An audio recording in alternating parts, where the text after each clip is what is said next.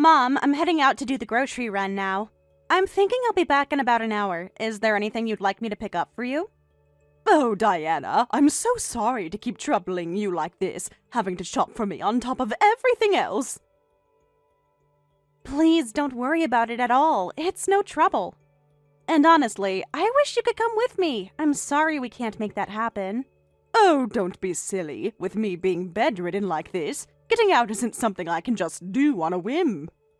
It would be such a burden on you. I really do mean it, though. 20 years you've been taking care of this old woman. 20 years. After that horrible accident left me like this, I've been nothing but a burden on everyone. That is absolutely not true. Kevin says every day how glad he is that you're still with us. We want you around for as long as possible. Don't you forget that. You're sweet, but I can't pretend I have that much time left. I need to start thinking about certain things. Is that what they call getting your affairs in order? Something like that? Mom, don't talk like that. You're going to give me a heart attack. Diana, I hate to ask another favor of you, but could you help me find an estate attorney? I'd like to put together a proper will. It's better to have these things sorted while I still can. For all we know, I could be gone tomorrow. Of course. If it gives you peace of mind, I'll look into it. I'm sorry, dear, and thank you.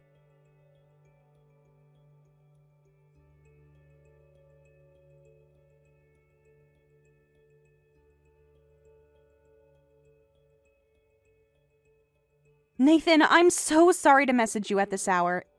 There's something I really need to talk to you about. It might be overstepping, and I'm sorry in advance if it is. Diana?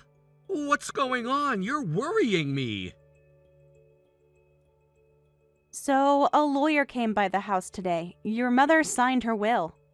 And while I was coming in to bring them tea, I heard something through the door. She said, to Nathan and his wife, I leave $1 million. To Kevin's family, $3 will do. Nathan, has your mother ever said anything to you about us? About Kevin and me? I genuinely can't think of anything we've done to deserve that kind of difference. I'm sorry, what? No way! She's always talking about how grateful she is to you both. I've never once heard her complain about you. Are you sure that's what you heard? I'm sure. I stood right there. I've always sensed that she doted on you more than Kevin. She mentions you constantly, always with this sort of glow. Yeah, I know exactly what you mean, and honestly, it makes my skin crawl. That kind of love from her is suffocating. It's been suffocating my whole life. It's a big part of why I've made a point of keeping my distance since the wedding. I know you've had your own struggles with her. Kevin told me a little about it. The woman has no concept of where she ends and where I begin. Back in high school, I tried to go out with friends once, and she literally wept and screamed that she was losing me. When I got into college, she spent months trying to get me to pick the local school instead so she could keep an eye on me. Every single day, stay close, stay close. Kevin mentioned some of that. It's honestly part of why we decided we should be the ones to handle the caregiving. We both knew that if you and your wife were the ones doing it, your wife would have a very hard time. Mom fought my marriage from day one. When she first met my wife, she looked at her like something unpleasant and said right in front of her, Nathan can do so much better, in front of her face. So yeah, I owe you and Kevin everything. 20 years of dealing with her. But even knowing all of that, I genuinely cannot believe she would do this to you. I want to believe it's some kind of misunderstanding. I want that too. I'm going to talk to her directly and ask. That's probably the right call. I'm really hoping there's an explanation. And Diana, please, don't tell Kevin yet. This kind of thing would destroy him. Thank you for coming to me first. Thank you for listening. I mean that.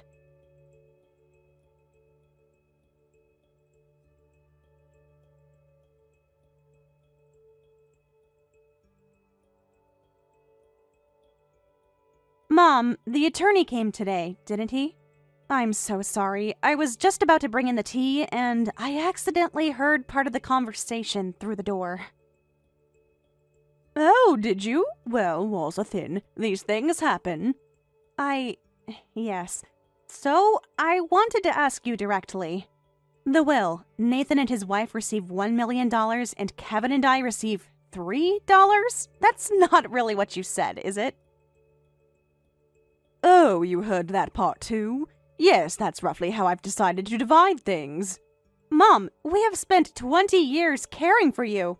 Bathing you, feeding you, helping you to the bathroom. Every single day. Is there something we did? Something that upset you? Upset me? No, of course not. I'm grateful to you, Diana. Truly, I am.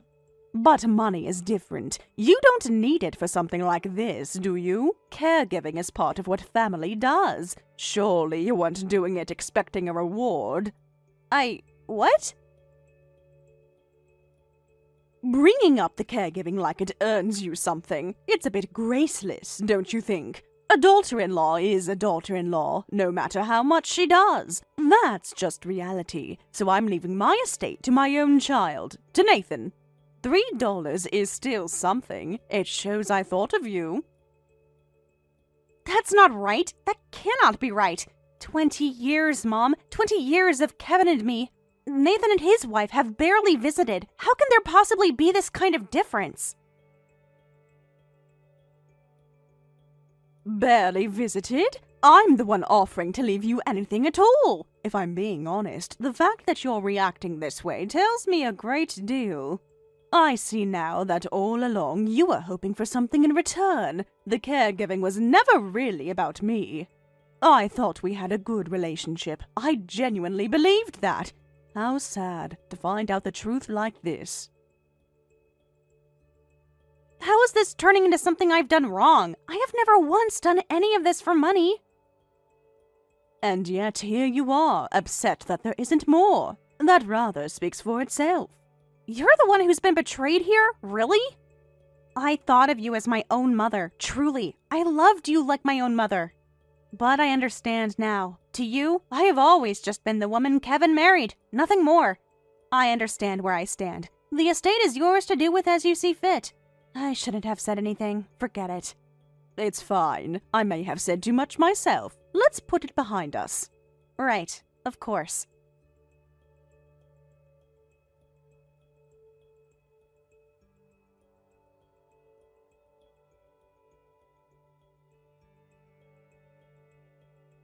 Kevin, can I tell you something? Always. What is it? You sound off. I'm fine. I've been thinking today about us, about the future. Good thoughts or worrying thoughts? Somewhere in between, maybe. I've just been thinking about how much I love our life together, how glad I am we've faced everything side by side. Diana, what's going on? I just wanted you to know that. That's all. I love you. I love you too, and I'm right here. Whatever it is, we'll face it together, okay? Okay.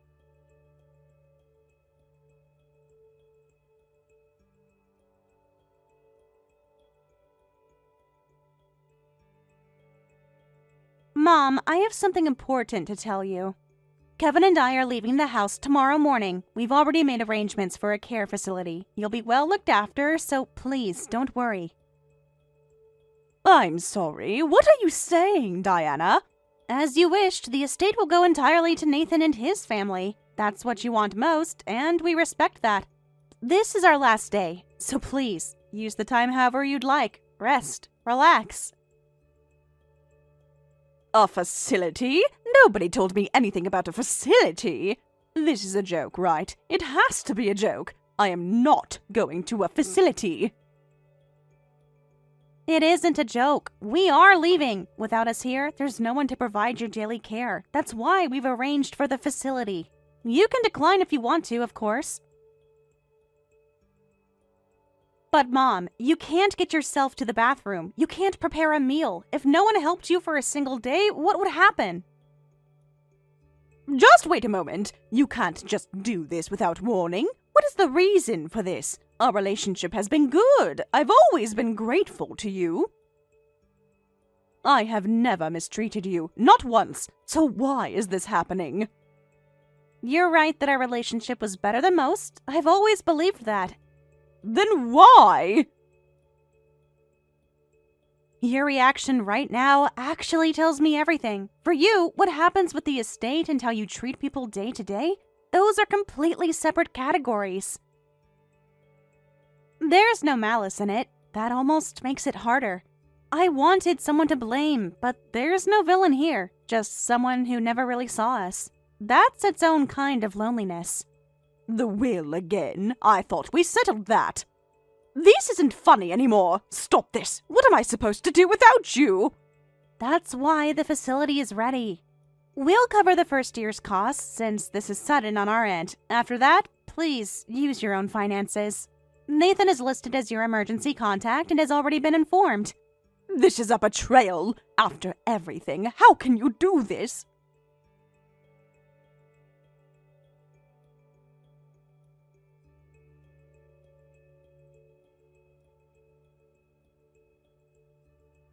Nathan, please help me. Your sister-in-law is doing something terrible.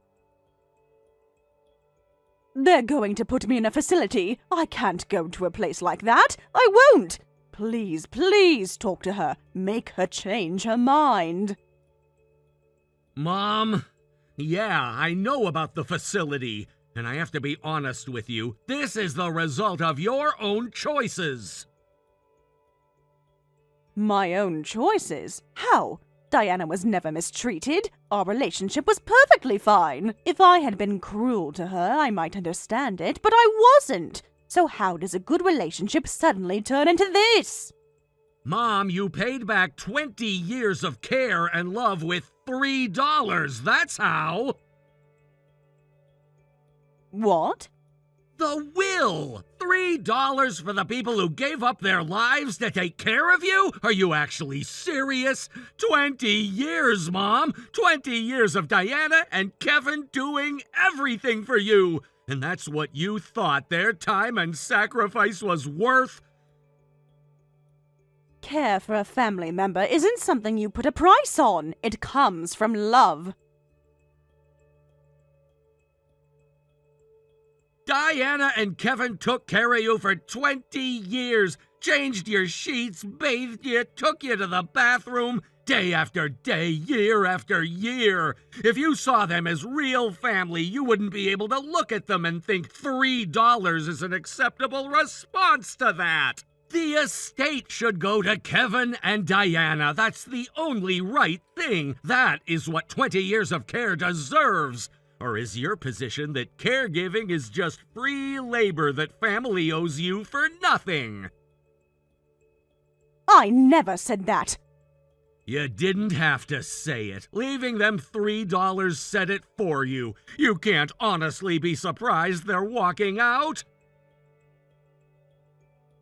I didn't mean it as an insult. I just wanted to leave my estate to my own child, to you. Then I guess I have to be clear about something. I don't want it. What? If Kevin and Diana are done, then my wife and I are done too.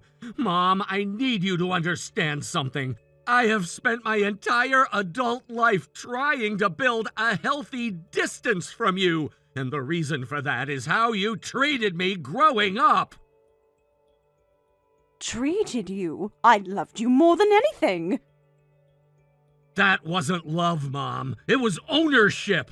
I couldn't see my friends without you interrogating me and telling me which ones weren't worthy of my time. I had a curfew in high school that would have embarrassed a 10-year-old. You nearly had my class trip canceled because you couldn't stand the idea of me being away for a week.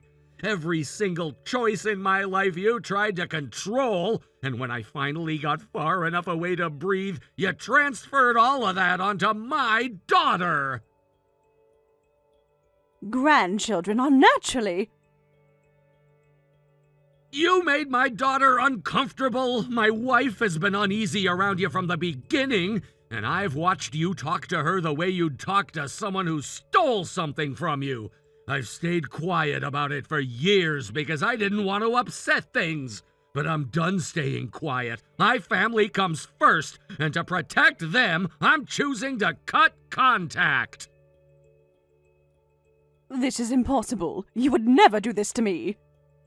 I already have. Check your messages. I have a daughter. I'm a parent now too, and I understand that it's a parent's job to protect their child. So that's what I'm doing, even if it means letting you go. We're family. How can you say these things to your own mother? I love you, Mom, but love doesn't mean letting you hurt the people I care about. Take care of yourself.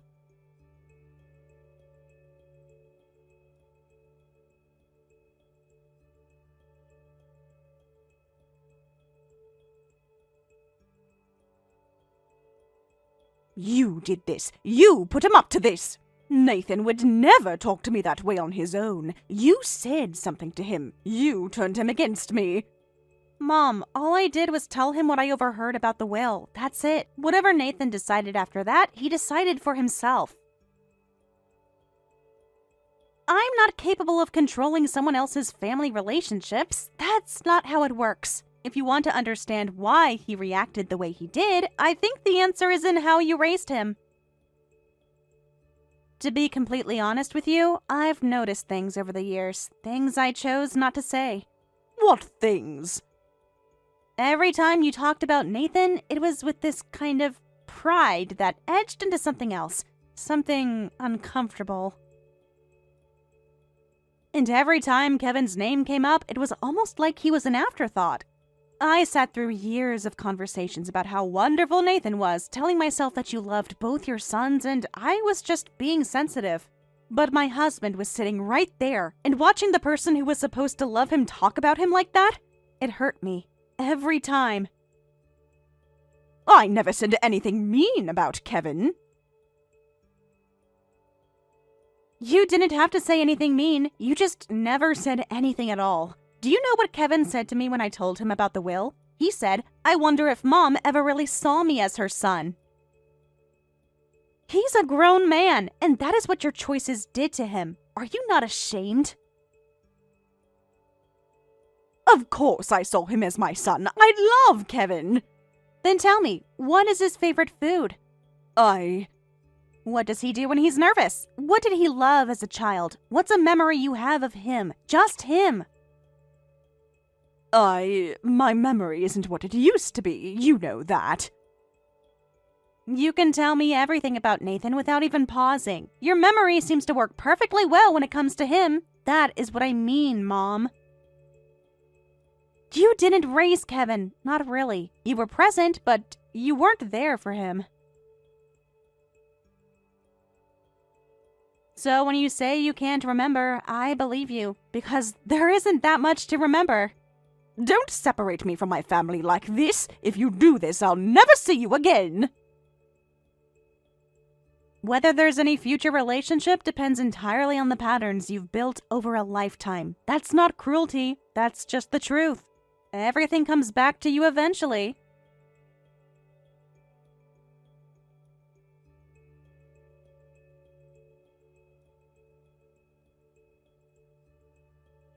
Diana, please, just come and see me once. Just once. This place is a kind of hell. No one here knows me. The staff are professional, but they're not family. All those small conversations we used to have every day, I never thought about how much I relied on them. Your cooking, having someone to talk to in the mornings. $3. I said $3 to someone who gave me 20 years of her life. I think about it every single day. I think about how foolish I was. I was so happy and I didn't know it. Mom, how are you settling in at the facility? Settling in? That's not the right word. I'm in a small room. Everyone operates on a schedule. Meals at set times, baths at set times. No one stops by just to check on me. No one sits and talks. I keep thinking about the mornings. You always came in with tea before I even had to ask. I know I don't deserve to miss it, but I do. Diana, I'm begging you, come and see me. I'll change the will. You can have everything. Just please let me come home. Mom, I hear you, and I'm not angry. But I told you at the beginning, this was never about the will. The will was just the moment I finally understood what was always true. Then what do I have to do? Tell me and I'll do it! Mom, I don't think you can do anything. And I'm not saying that to be cruel. What made this so hard to recover from is that it wasn't intentional. You didn't sit down one day and decide to devalue Kevin and me. It was just the way things were for you, without you ever questioning it. Behaviors like that, ones that are so deeply ingrained they don't feel like choices, those don't change because someone asks nicely. They would have needed to be challenged years ago, decades ago, and even then, it would have been very hard. I can try. I can change. I promise I'll try. I believe you mean that right now. But if I came back, we'd both be waiting to see if it was real. Every small moment would carry the weight of that question. And I can't keep living like that. You know what I realized? I was so close to breaking. When you said $3, when I heard those words, something inside of me that had been holding on for a long time finally let go. I don't want to reach the point where I resent you. I don't want that. You are my family. The kindest thing I can do for both of us is to stop here. Please. I truly hope you find some peace there. I mean that. If there's a medical emergency, the facility will contact Kevin or Nathan. Goodbye, Mom. I don't imagine we'll speak again. Diana, please!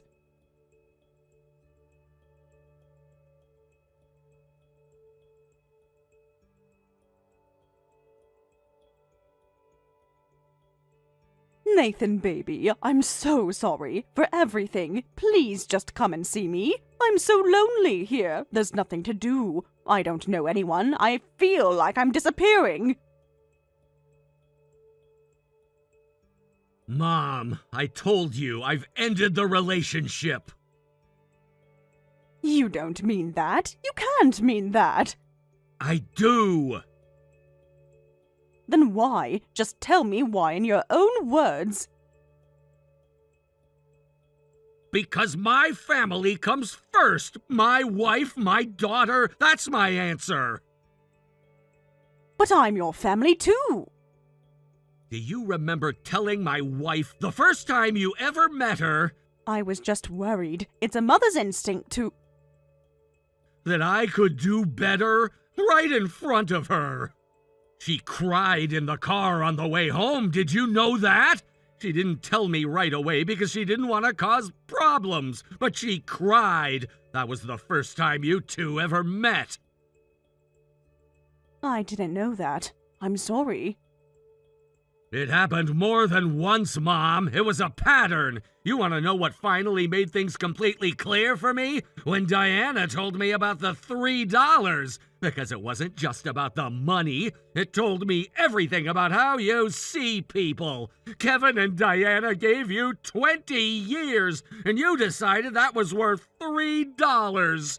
If you can look at a person's 20 years and see $3, there's no relationship with you that's safe for my family. So, you're really not going to visit? I'll handle the practical and financial things. I'm not abandoning you in that sense.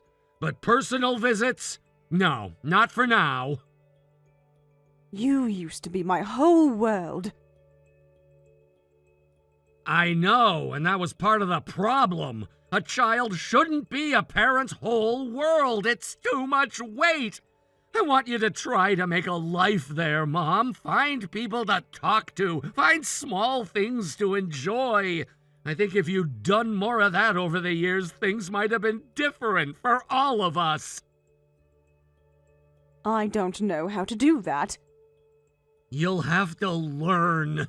I do still love you. I want that to mean something. It does. It does mean something. Then use it. Take care of yourself.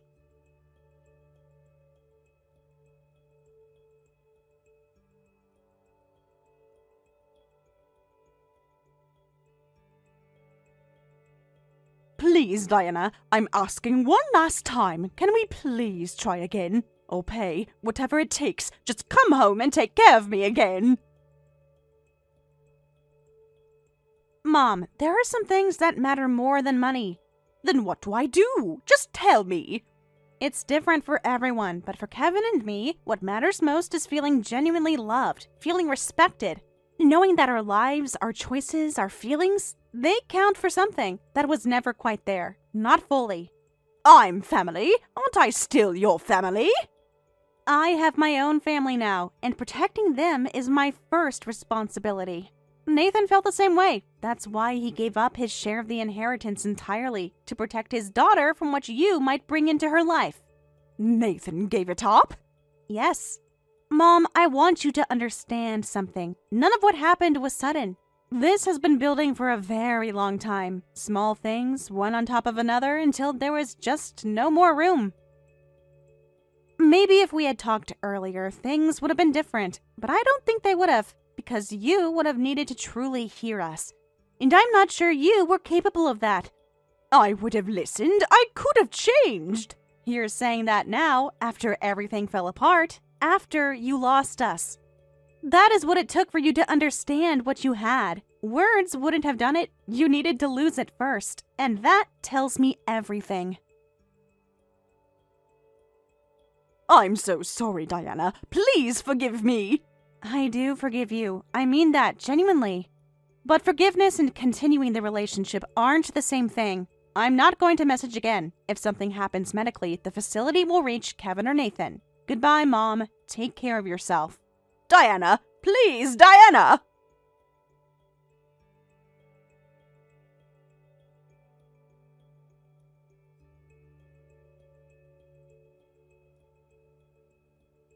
Diana, I've been meaning to say this properly for a while. I'm sorry for what my mother put you and Kevin through. All of it. 20 years of it. Honestly, because of everything that happened, I feel like I can finally breathe, like I've been freed from something I didn't even have words for. I know that probably sounds strange to say.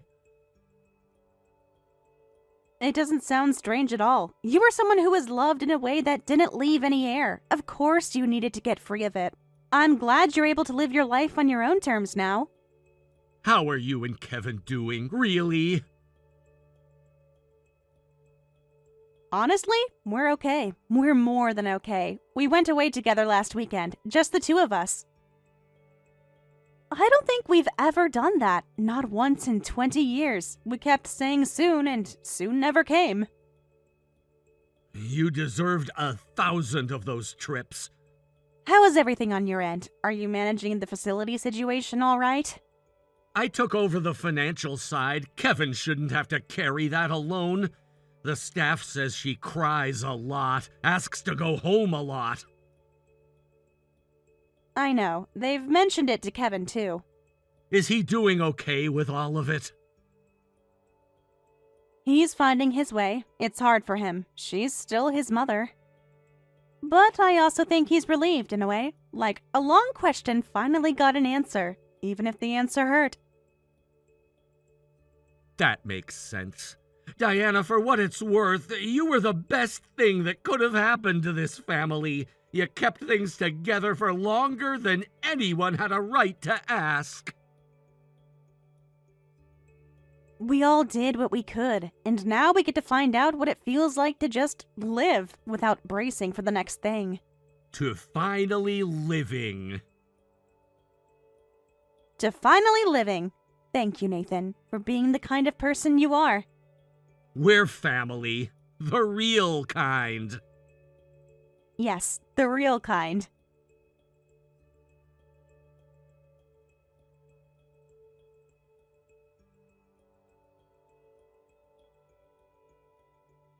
3 months after Margaret moved into the facility, the staff report that she cries often and asks to go home nearly every day. She will not be going home.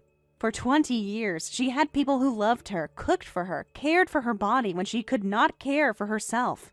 And she looked at all of it and decided it was worth $3. That is not a mistake that can be undone with an apology. Nathan now handles all financial matters related to the facility, a decision he made without being asked. "Let me do this much," he told Kevin. "You gave 20 years. The least I can do is handle the bills." He visits once a month, briefly, to sign paperwork and handle logistics. He does not stay to talk. The facility staff are aware of the family history and keep direct contact minimal. As for Diana and Kevin, they took that first trip, then a second one. They are slowly, carefully, joyfully learning what it means to put themselves first. 20 years of invisible labor, 20 years without a single day off, 20 years of being treated as furniture in someone else's story. They have their life back now, and that is the only reward that ever mattered.